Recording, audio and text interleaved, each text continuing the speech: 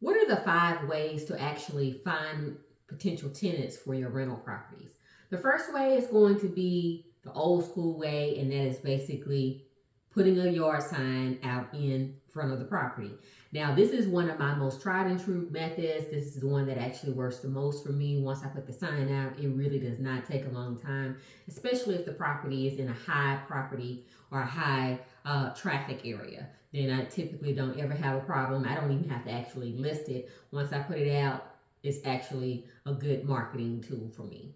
The second way is going to be through social media. Now, one of the things that I found with advertising or actually putting it on social media by putting a post on Facebook or anything like that is that I get a bunch of people who are saying, is this available? Is this available? Is this available? If I posted it, my thought is it's available.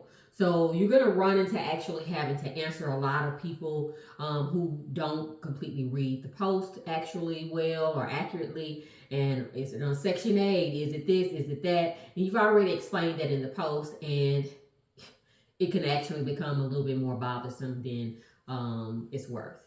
The next way is going to be partnering with local companies and things of that nature. You may have a property that's going to be near a hospital, for example. You may decide to reach out to the actual hospital that's in that area and say, hey, if you have any travel nurses, I'd be glad to host the travel nurses.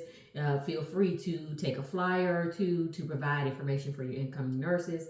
And that's a quick way to constantly have potential tenants that actually have already been actually screened by the hospital, and you don't actually have to pay to actually have them screened, or they don't actually have to pay to be screened. It just depends on what type of company you use to do your background checks.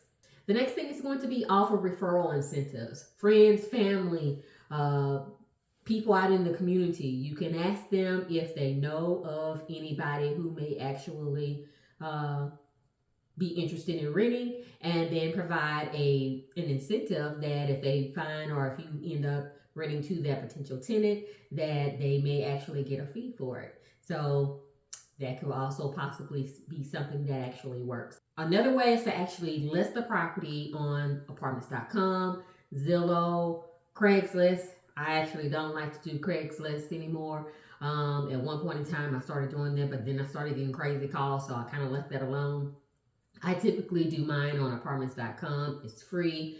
I don't get a lot of spam calls or anything like that. I have found that with Zillow, I have gotten a couple of spam calls. It's not because it's Zillow's fault or anything like that. It's just some type of way the spammers get into it. But I have had that to result into that has actually happened with me with Zillow.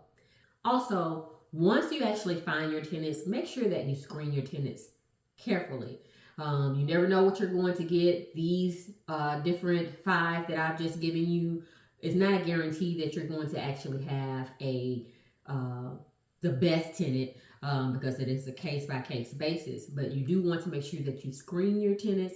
You also want to make sure that you at least collect 3 times whatever the rent is. So if your rent is going to be $800, they need to make 800 times 3.